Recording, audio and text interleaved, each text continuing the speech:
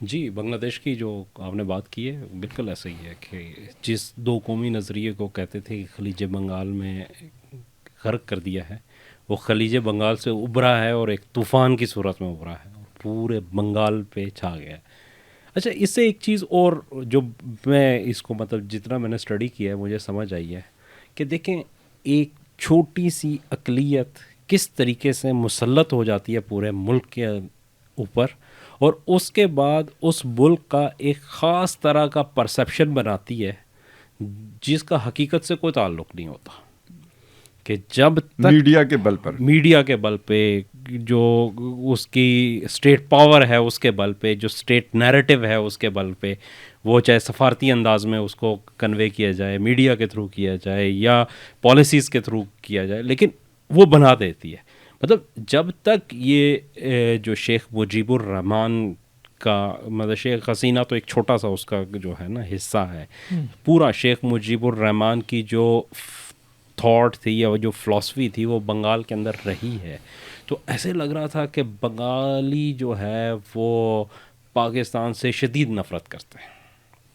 हर चीज़ में आपको नज़र आएगा कि जनाब ये हो गया, उन्होंने जो है ना पाकिस्तान में खेलने से इनकार कर दिया, वो पाकिस्तानी कोई चला जाए तो उसके साथ ये सलूक करेंगे, वहाँ पे सख्त जो है ना उसकी नफ़रत पाई जाती है वो।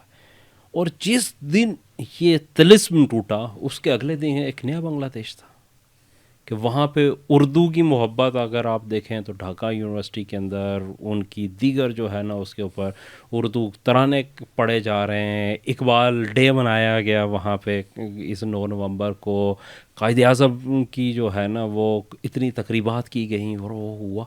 वो पूरे का पूरा बांग्लादेश, अब तो हुकूमत का मतलब उस तरीके से कंट्रोल नहीं था बांग्लादेश के ऊपर कि ये, और ये सारी चीज़ें हुकूमती सतह पे नहीं है, ये सारी की चीज़ें अवामी सतह के ऊपर हैं। जमात इस्लामी जिसको बहुत बड़ा मुजरिम ठहराया गया सारे चीज़ का, लेकिन उसकी जो पजीराई और जो दोबारा इस वक्त रिवाइवल, बर्रे सगीर में मेरा ख्याल है सबसे बेहतर पोजीशन में जमात इस्लामी बांग्लादेश में है, बिल्कुल पूरे बर्रे सगीर के अंदर।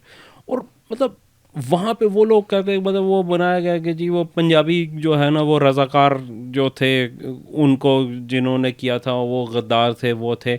और अभी शेख हसीना की हुकूमत कायम थी तो स्टूडेंट्स जो है ना वो नारे लगा रहे थे कि तुम कौन मैं कौन, रज़ाकार रज़ाकार जो है ना वहाँ से। तो मैं सिर्फ इस चीज़ को वो हाईलाइट करना चाह ये रहा भी हूँ हुआ ना कि उनके किसी यूनिवर्सिटी के प्रोफेसर ने तजवीज़ पेश की कि पाकिस्तान को अपने मिसाइल ना कि यहाँ पे जो है ना हाँ, इंडिया जॉइंट एग्रीमेंट का उन्होंने कहा है कि उसको जो है ना जॉइंट डिफेंस एग्रीमेंट पाकिस्तान के साथ कर लिया जाए। मुलाकात भी हुई है ना कुछ पाकिस्तान। चीज़ें यहाँ पे डेवलपमेंट्स उसके बाद की भी हैं। उनके जो सेकंड इंचार्ज हैं फौज जी के, जी वो उन्होंने पाकिस्तान का दौरा किया है। जी, यहाँ दौरा से भी किया है। इंडिया वालों ने खबर दी है कि यहाँ के कोई जो है ना हमारी ISI के कोई मेजर जनरल साहब एक वफद के साथ वहाँ तशरीफ़ ले गए वहाँ हैं। जो गए हैं उसके ऊपर हो गए तो हैं। अच्छा, एक और वो एक्टिविटी जो है ना ढाका में होती है, धुआं जो है ना दिल्ली से उठता दिल्ली से उठता है। है। अच्छा, एक और बड़ी मज़े की इस पे हुई है दो। एक तो ये है कि बांग्लादेश ने JF थंडर जो JF-17 थंडर जो है हमारा जहाज़, उसके लिए बाकायदा ऑफिशियल जो है ना उन्होंने किया है कि वो 40 के करीब जहाज़ लेने का उन्होंने इंटरेस्ट जो है ऑफिशियली शो किया है और इसके ऊपर डील चल रही है, उनकी एवेल्यूएशन वो हो रही है और हो जाएगा। लेकिन ख़ुद इंडियन मीडिया ने एक बड़ा जो है ना वो दिलचस्प खबर दी है कि बांग्लादेश ने पाकिस्तान आर्मी से रिक्वेस्ट की है कि वो रंगपुर ज़िला जो है उसको अपनी जो है ना क्या कहते हैं कि वहाँ पे प्रेजेंस बनाए और उसको अपने कंट्रोल में ले ले। अच्छा, ये रंगपुर जो है ना ये बड़ा दिलचस्प किस्म का है कि ये एक बहुत छोटा सा जो है क्या कहते हैं कि रास्ता इसमें गुजरता है 22 किलोमीटर का, जिसे इंडिया की चिकन नेक कहते हैं। बिल्कुल। एक तरफ जो है ना नॉर्थ ईस्ट की 7 रियासतें आती हैं और दूसरी तरफ जो है वो उधर बाकी कहीं इंडिया का परली साइड पे करीब आके चाइना भी शायद, चाइना भी नज़दीक है और नेपाल की सरहद भी वहाँ मिलती है। इसके दरम्यान में ये सिर्फ 22 किलोमीटर का एक पैसेज है इंडिया के पास, जिसे चिकन नेक कहा जाता है। और ये खबर भी इंडियन मीडिया ने दी है कि बांग्लादेश ने किया और पाकिस्तान आर्मी जो है ना वहाँ पे जा रही है और इसके क्या आगे असरात होंगे। लेकिन दूसरी जो सबसे बड़ी चीज़ ये है कि इंडिया को असल में बहुत ज़्यादा एक जैली रियासत चूँकि इन्होंने बना के रखा हुआ था, तो इंडिया को बहुत ज़्यादा बांग्लादेश के अंदर जो क्या कह लें मुफ्त की सहूलियात में असर थी। मिसाल के तौर पे आप ये देखें कि कलकत्ता से जो त्रिपुरा की एक पैसेज है कोई 400-450 किलोमीटर का, उसके ऊपर इनके जाते थे और बॉर्डर क्रॉसिंग के ऊपर उनका ट्रक जो है वो 20% देता था फीस जो है ना उसकी, और जो टोल उससे लिया जाता था वो 1% पर किलोमीटर के हिसाब से लिया जाता था। तो 400 मतलब टका जो है ना वो वहाँ पे, और 420 टका में जो है ना एक त्रिपुरा पूरे बांग्लादेश को क्रॉस कर जाता था और पूरी जाती। अगर ये इंडिया दूसरी तरफ से लेके आए तो ये से तकरीबन कुछ 1300-1400 किलोमीटर का जो है ना यहाँ पे हो सकता है।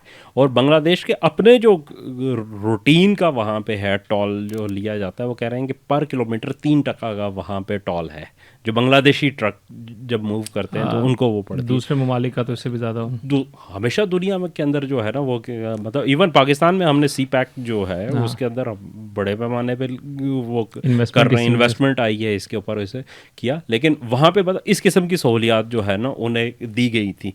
तो अब इससे ज़रा उन्हें वापस आना पड़ा। और सिर्फ इंडिया का एक और चीज़ जो खालिद साहब ने शुरू में कही थी ट्रम्प वाली, कि मोदी साहब ने आके जब किया था ना तो उस वक्त वो कह रहे थे कि जनाब हम वो विश्व गुरु बनने जा रहे हैं। तो विश्व गुरु क्या बने कि सबसे पहले जो है ना वो विश्व किनिया बने उनके पाकिस्तान से तो खैर उनके ताल्लुकात शुरू से लड़ाई थी। चाइना के साथ भी जो है ना वो 2014 में उन्होंने बड़ी पींगे बढ़ाने की कोशिश की, लेकिन इसके बावजूद भी गलवान वैली के अंदर जो कुछ हुआ और लाइन ऑफ एक्चुअल कंट्रोल के ऊपर वो कह रहे हैं हज़ारों किलोमीटर, खुद इंडियन मीडिया ये खबर देता है कि हज़ारों किलोमीटर चाइना ने कब्ज़ा कर लिया है, अरुणाचल प्रदेश के अंदर कब्ज़ा कर लिया है। अच्छा, फिर जो नेपाल है अपना, वहाँ इंडिया को बुरे तरीके से, और नेपाल दुनिया में वाहिद जो है ना हिंदू मेजॉरिटी की रियासत है इंडिया के अलावा, वहाँ से इंडिया को टोटली जो है ना वो निकलना पड़ा। उनकी पूरी खारजा पॉलिसी चेंज हुई और वो अब चाइना के बहुत करीब आ चुके हैं।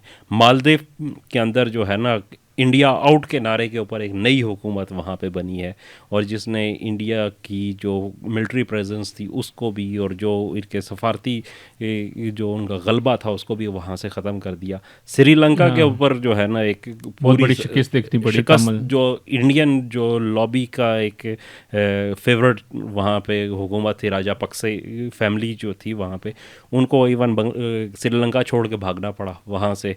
और फिर जो अब हुकूमत आई है वो एंटी इंडिया है। फिर बांग्लादेश के अंदर हालिया जो हुआ उसके अंदर, तो इस पूरे रीजन के अंदर अगर देखेंगे सार्क ममालिक में इस वक्त इंडिया बिल्कुल एक आइसोलेटेड प्लेस बन चुका है।